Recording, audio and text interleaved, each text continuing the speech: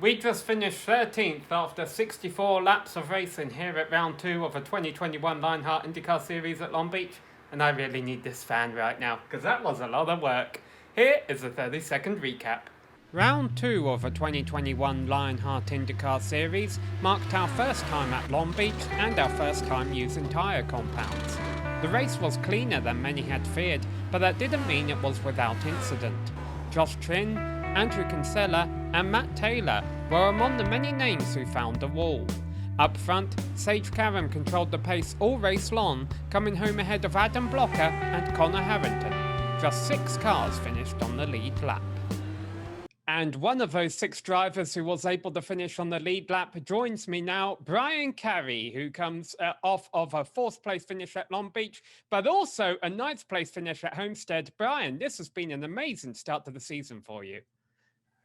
Yeah, thanks, Samuel. It's been, it's my 3rd season in the series, and I did not have this start last year. So it is nice to get on the top end of things in the first couple of races as opposed to coming back from 30th.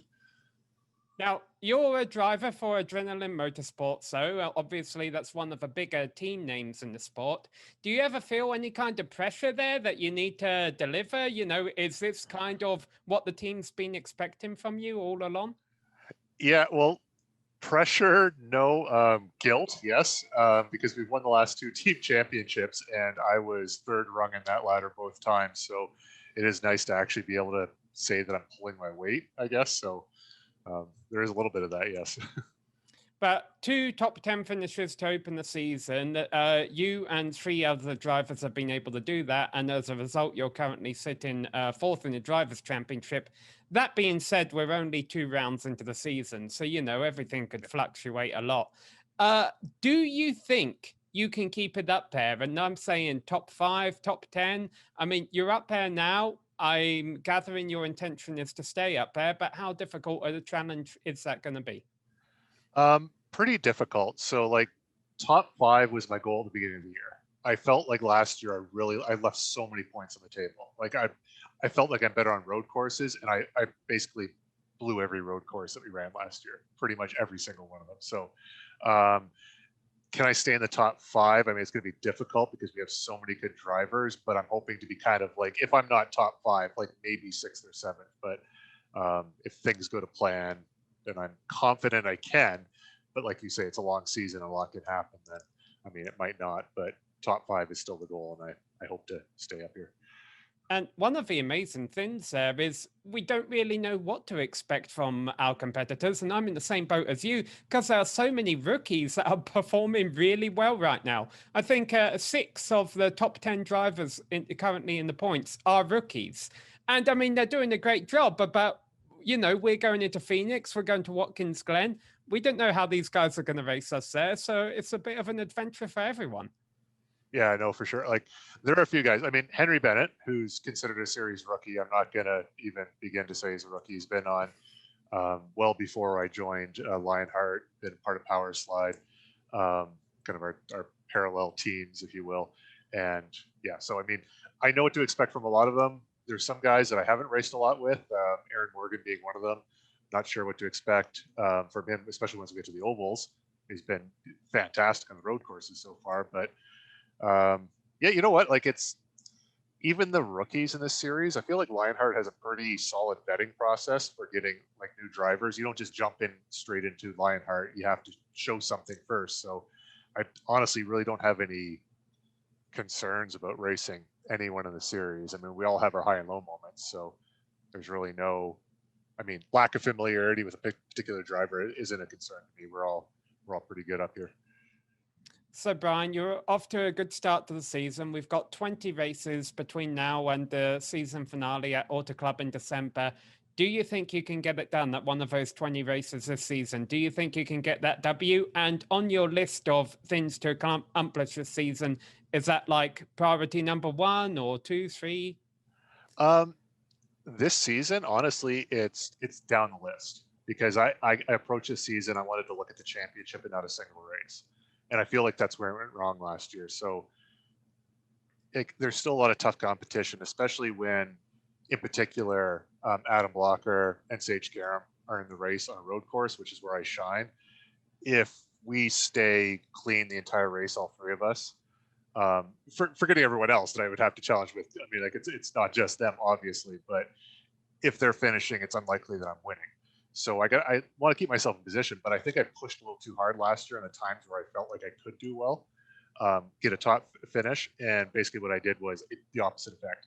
I'd either make a mistake through penalties, through contact, through spins, through just careless, thoughtless drive, like just on my part, like mistakes I shouldn't be making. So to get the thought of a win out of my head, or at least a podium, because I know I can get podiums, will come when they come, but the focus is on finishing races. So just, maybe pulling a little bit back, not risking it over the season. So I'm not going to be worried about wins or podiums so much this year. I'll take them as they come, but legitimately, I'm not really expecting a win. We'll see how things play out on some of the bigger ovals where it becomes more of a, you get yourself in a position and anything can happen. I'll gladly take one, obviously, but that's, you always want to win. You always want to win, but that's the mission statement this year is play the season. Don't go for glory every race. Next race. All right, here we go. We're going to Phoenix. This is one of those races you were just mentioning that could be an unpredictable oval. Anyone could win it. Heck, I could even win it. And we all enjoy a good laugh. Hey, you enjoy improv, Brian. Yes. Let's pretend we're two people talking after the Phoenix race. What do you think we're talking about? I think we're talking about the craziness that happens during the race on a 1 mile oval, the people who got, flipped upside down. Well, actually not flipped up as much anymore. The damage models stopped those crazy spins, but there's going to be some big smashes. There's going to be some wheel to wheel battles. There's going to be the highs and lows. I'm just hoping that, maybe we're talking about a win, a good race, but we could be talking about, I mean, anything there. That's a, it's kind of hard to pin that one down, even just on an improv side of things, to pretend how it could go, because that could go so many ways. Phoenix, especially. Yeah, because I'm going to break the first rule of improv right here and disagree with you and say, Yep. honestly, I think we might be in for a clean race because we all thought we were going to be in for a bloodbath at Long Beach. And, yeah, there was definitely attrition, but I think a biggest wreck took out 2 or 3 cars. Yeah. And I think we have a good rookie class here. I think we have a field that's driving very respectfully. The amount of respect we saw at the opening lap of Long Beach, I was surprised I didn't get rear-ended or anything on the opening lap. And that surprise continued throughout the race. There were close calls every single lap. I don't know what your story was, but I can tell you from my side, there were 5 times I thought, all right, this is done. Yep. But we all kept on going. So I'm hoping we see more of that at Phoenix. Yeah. I mean, like my experience at Long Beach was exactly the same. It was just like, you're like, oh, I got through that lap. Can't believe I didn't crash there. Can't believe I didn't crash that lap. And legitimately, there's 2 or 3 plate times where I'm like, oh, that's it. It's over. And then just, suddenly you're 2, 3 corners after, like, oh, I thought I was going to die back there. Okay, I guess we're good. Yeah, and Phoenix is somewhat the same way too. It's a little bit more, I'm going to say, calm. Compare it to like a 1.5, like one of the D shaped, the D ovals where you're running like old IRL style, maybe something like Atlanta we ran last year, I think. Did we run Atlanta last year? I mean, I don't even remember.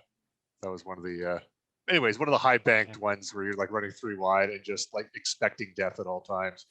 I think almost Phoenix will feel like be relaxing compared to some of the other ones. I hope so.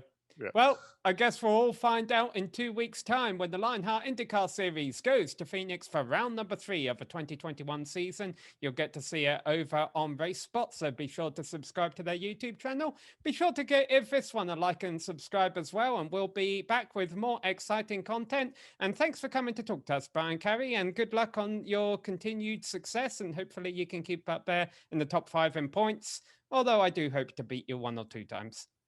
Sounds good. Thanks, Samuel. It's good to have me on. Thanks. Have a great week, everyone.